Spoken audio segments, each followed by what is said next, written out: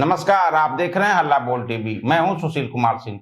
पटना की पॉक्सो की विशेष अदालत ने शंभू गर्ल्स हॉस्टल कांड की सीबीआई से पूरी रिपोर्ट मांगी है।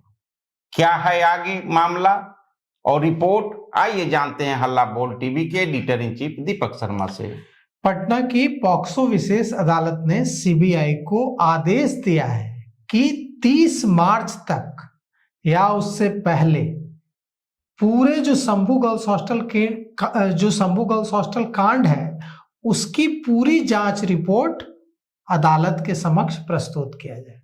और अब सबसे बड़ा सवाल यह है कि सीबीआई अब तक कहती रही है कि हम खुली अदालत में इस बारे में नहीं बता पा रहे हैं, संवेदनशील केस है।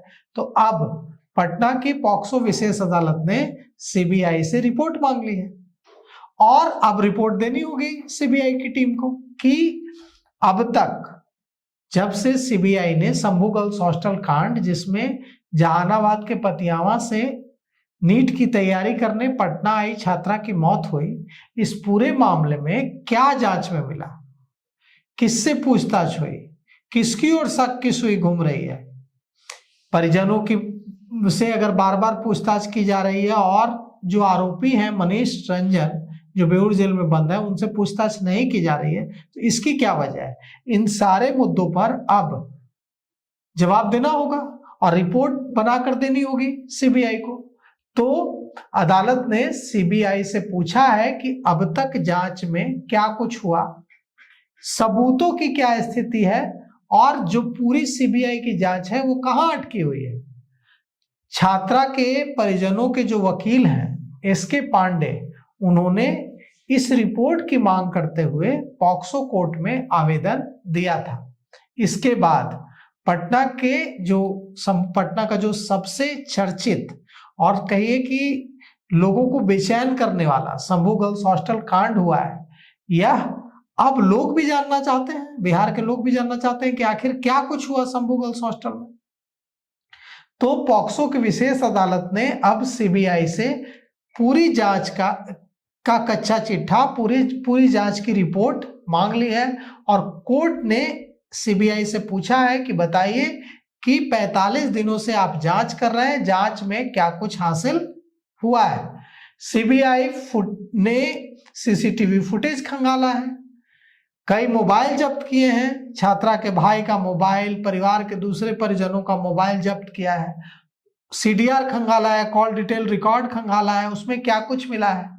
इसके बाद अब सीबीआई को अपनी रिपोर्ट पेश करनी होगी और अब नीट छात्रा की मौत के इस मामले में जो जांच हुई है उसमें पुलिस की ओर से जो एसआईटी बनाई गई थी, स्पेशल इन्वेस्टिगेशन टीम, उसके हाथ खाली रहे थे।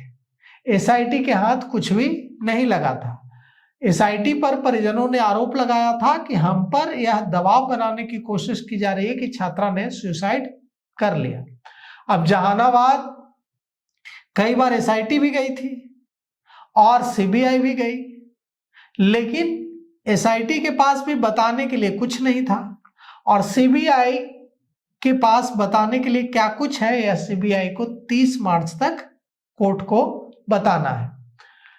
अब सवाल यह उठता है कि एसआईटी से जो सबूत सीबीआई को मिले हैं उन सबूतों पर कितना आगे बढ़ी है सीबीआई की टीम, क्योंकि सीबीआई के आईओ बीच बदल गए हैं।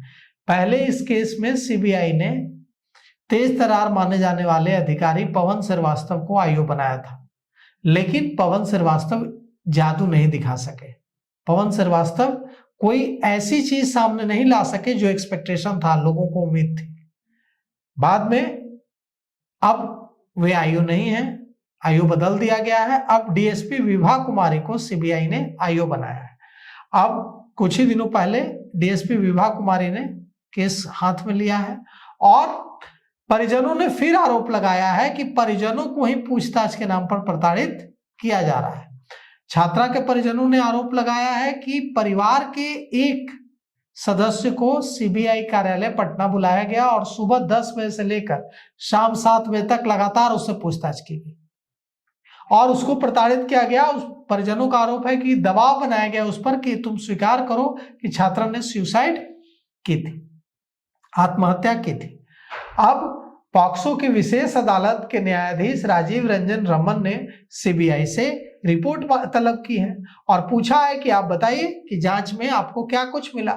अब परिजन कई तरह के सवाल उठा रहे हैं, परिजन के वकील एसके पांडे कई तरह के सवाल उठा रहे हैं कि मनीष रंजन बेऊर जेल में बंद है, जो आरोपी है मनीष रंजन बेऊर जेल में बंद है, लेकिन उससे कोई पूछताछ नहीं कर रहा है, उसे कोई रिमांड पर नहीं ले रहा है, परिजनों से ही पूछताछ हो रही है। क्यों जरूरी नहीं समझा गया एक बार भी मनीष रंजन से पूछताछ करना सीबीआई की ओर से या एसआईटी की ओर से? अब इन सारे मुद्दों पर जवाब देना होगा सीबीआई को। आखिर अगर मनीष रंजन बेऊर जेल में बंद है तो क्यों बंद है, क्या गुनाह है उसका? किसी व्यक्ति को यूं ही तो जेल में बंद नहीं रखा जा सकता है। अगर उसने कुछ नहीं किया है तो उसे छोड़ देना चाहिए, और अगर उसने कुछ किया है, उस पर शक है, तो उससे पूछताछ करनी चाहिए। अब उसकी जमानत पर जब सुनवाई हुई, उसने जमानत याचिका दायर की, तो एसआईटी ने कहा कि हमें मनीष रंजन की जरूरत नहीं है। सीबीआई ने कहा कि सीबीआई ने भी मनीष रंजन की जमानत का विरोध नहीं किया। लेकिन परिजनों के वकील और परिजनों ने सीबीआई और जो एसआईटी के इस रुख का विरोध किया कि मनीष रंजन की जरूरत नहीं है, और एसके पांडे ने और छात्रा के परिजनों ने अदालत को कहा कि मनीष रंजन का बाहर आना कहीं से इस केस की जांच के लिए सही नहीं है। प्रभावशाली व्यक्ति है, अगर वो बाहर आएगा तो अभी ही, जब वो जेल में है तो परिजनों ने कहा कि अभी ही गवाहों को धमकाया जा रहा है, जब वो बाहर आएगा तो क्या कुछ होगा। और इसके बाद अदालत ने मनीष रंजन की जमानत याचिका खारिज कर दी। अब देखिए 30 मार्च को फिर इस मामले में सुनवाई होनी है, और अभी क्या जांच रिपोर्ट सीबीआई की ओर से अब तक की पेश की जाती है अदालत में। तो मामला उलझता दिख रहा है। अभी तक तो 2 महीने बाद भी पहले बिहार पुलिस की जांच, फिर सीबीआई की जांच, और कोर्ट की फटकार भी लगी, फिर भी मुख्य आरोपी तक अभी तक सीबीआई नहीं पहुंची है। अब कितना समय लगता है ये आने वाला समय बताएगा। तो अभी तक के लिए इतना ही। देखते रहिए हल्ला बोल टीवी। धन्यवाद।